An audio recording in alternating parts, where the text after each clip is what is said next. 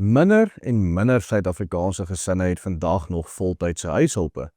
Wat vir dekades lank 'n vanselfsprekende deel was van ons leefwyse, is besig om soos mis voor die son te verdwyn. Hierdie afname bring natuurlik armoede en onsekerheid vir honderde duisende swart gesinne, maar terselfdertyd lê hier vir ons volk 'n seldsame geleentheid opgesluit. 'n Geleentheid om weer rentmeesters van ons eie huishoudings te wees. Vir geslagte lank was dit amper vanselfsprekend dat 'n Afrikaner huis ten minste een, maar in die meerderheid van die tyd selfs 2 of 3 bedienis te hê. Ons leeftyd is egter besig om drasties te verander. Dit is nie meer net die ekonomiese realiteite soos minimumloon, swak groei en inflasie wat druk nie. Dit is ook 'n dieper verskywing in hoe gesinne vandag funksioneer. Meer en meer van ons werk van die huis af, en jong ouers is meer geneig om tyd en aandag aan hul kinders te gee as ouers van die verlede. Hierdie tendens, hoe pynlik dit ook al vir baie mag wees, bied aan ons volk 'n unieke sleutel tot meer selfstandigheid. Onlangse data wys daarop dat sedert die begin van die COVID-inperkings ongeveer 5 jaar gelede, die aantal huishulpe of bedienis in Suid-Afrika met ongeveer 1/3 gekrimp het, vanaf net meer as 1.2 miljoen na net minder as 800.000 vandag. Dit beteken dat in hierdie industrie daar tans byna 100.000 werke elke jaar verlore gaan. Boonbehalwe dit, is diegene wat wel nog huishulpe aanstel, besig om hul werksure drasties te verkort. Waar 'n gesin vroeër 5 dae per week 'n huishulp sou hê, of dalk self 6 of 7 dae, stel baie hulle nou slegs vir 2 of 3 dae per week aan of minder. En so deel 2 of 3 gesinne wat vroeër tussen 3 en 6 werke sou skep, nou almal net 1 bediende. Daar is natuurlik verskeie ekonomiese faktore wat hiertoe bydra. Onder andere die feit dat die ekonomie meer druk op huishoudelike begrotings plaas en dat die minimumloon elke jaar met rasseskrede toeneem, wat beteken dat baie mense net eenvoudig nie meer die luksheid van 'n huishulp, veral 'n voltydse huishulp, kan bekostig nie. Die impak hiervan, veral op swart gesinne, is enorm. In die 4de kwartaal van 2019, net voor die Grendelstaat, was die werkloosheidssyfer onder swart vrouens in Suid-Afrika 35.4%, maar dit het toegeneem na net meer as 40% vandag, 'n toename van oor die 6 persentasiepunte. Hierdie toename kan natuurlik nie uitsluitlik toegeskryf word aan die afname in huishulpe nie, maar dit het ongetwyfeld 'n reuse impak op hierdie demografie. Maar die afname in huishulpe het nie net 'n impak op die werknemers nie, maar in hierdie geval ook op die werkgewers, wat in honderde duisende gevalle Afrikaners is. In hierdie video gaan ons kyk na die beduidende sosio-kulturele skuif agter hierdie ontwikkeling en die impak wat dit op al die mense van hierdie land, insluitende ons volk, het. Baie van ons se paas, maas, oumas en oupas het nog as kinders op plase in hierdie land groot geword, waar dit algemeen was vir huishoudings om 2 en in baie gevalle selfs 4, 5 of 6 voltydse bedienis in die huis te hê.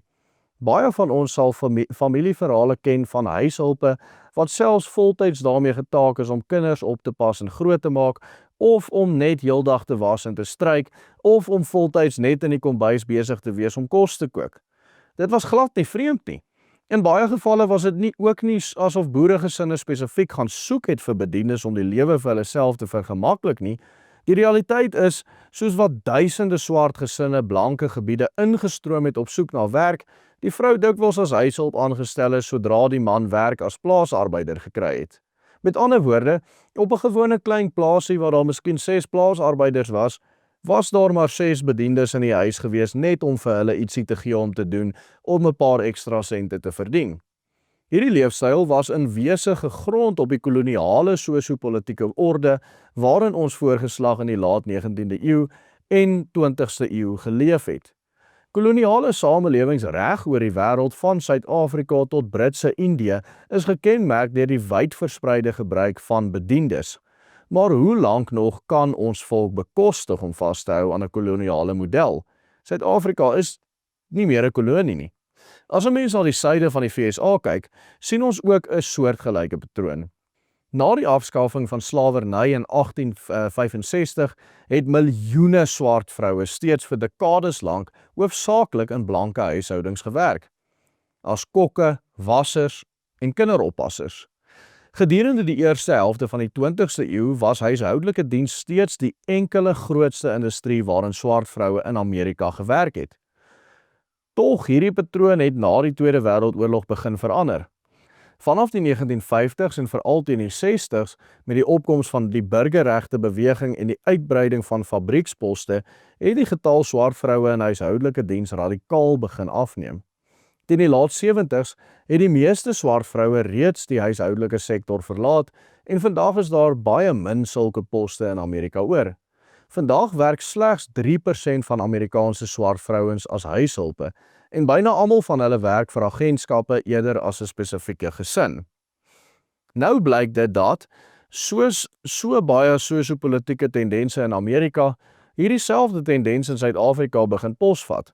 Omdat ons egter demografies soveel anders as Amerika is en ook 'n baie armer land is, gebeur hierdie proses in ons geval baie stadiger.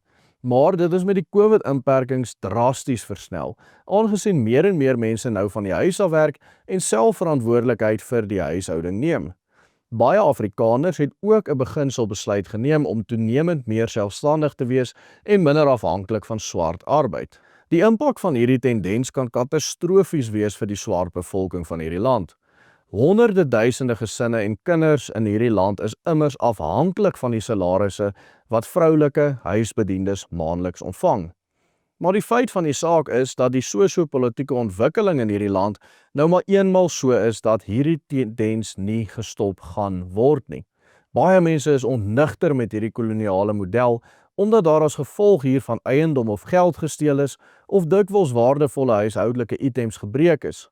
Afrikaner dorpe soos Kleinfontein en Orania is dan ook bewuslik gegrond op die beginsel van selfwerksaamheid en volkseie arbeid, juis by die doel om die demografiese oormag wat die Afrikaner in die gesig staar teen te werk. Maar meer as dit lyk dit asof die historiese fenomeen waar die mense van Mamelodi elke oggend opstaan om in die moot te gaan werk, terwyl die mense van die moot elke oggend opstaan om in Midrand te gaan werk, toenemend besig is om tot 'n einde te kom. Elke jaar word die getal Afrikaners wat as entrepreneurs 'n huiskantoor inrig of van die huis af vir 'n internasionale maatskappy werk, meer en meer. Soos wat 'n groter deel van ons volk meer beheer oor hulle eie huishoudings neem en die kettinge van die koloniale arbeidsmodel afskud, is ons as het ware besig om onsself van die swart volke om ons te dekolonialiseer. Natuurlik is die een groot jammer en tragiese gevolg hiervan die toenemende werkloosheid en armoede veral onder swart mense. En as werkloosheid toeneem, kos dit die belastingbetaler altyd meer geld. Aan die ander kant is die wegbeweeg van die koloniale model vir huisbediendes en die toenemende gebruik van skoonmaak agentskappe 'n ontwikkeling wat positief kan inwerk op ons volk. Tendense reg oor die westerse wêreld dui daarop dat jong ouers meer tyd met hul kinders spandeer as vorige geslagte. En in Suid-Afrika kan dit werklik 'n positiewe effek op ons volkslewe hê as swart huishulpe geen meer rol in die opvoeding van Afrikaner kinders speel nie. 'n Onlangse studie in die VSA wys daarop dat jong ouers vandag dubbel soveel van hul vrye tyd saam met hul kinders spandeer as in die vorige geslag. Hierdie fenomeen waar ouers die geleentheid het om meer tyd saam met hul kinders by die huis te spandeer en minder tyd in die verkeer op pad werk toe en terug, het werklik die potensiaal om vrugte af te werp vir ons volkslewe. Ouers het nou meer geleentheid om nie net die ewige beginsels van die Christelike geloof nie, maar ook ons eie volkskultuurwaardes aan die volgende geslag oor te dra. Jong Afrikaner ouers vandag het werklike geleentheid om die toekoms van ons volk in die regte rigting te stuur met hulle kinders.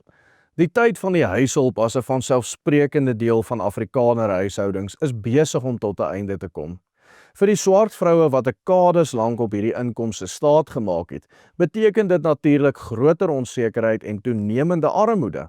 Maar vir ons volk bied dit terselfdertyd 'n unieke kans.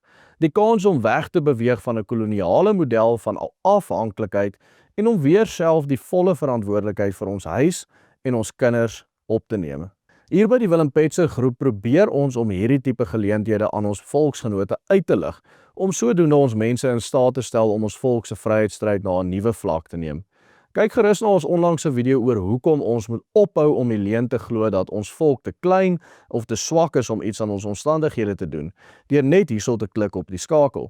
En maak ons hande sterk deur 'n betalende lid van die Willem Petzer groep te word. Volg eenvoudig die stappe op die banner onder aan die skerm om ons te help om hierdie video's te maak. Totsiens en God seën elkeen van u.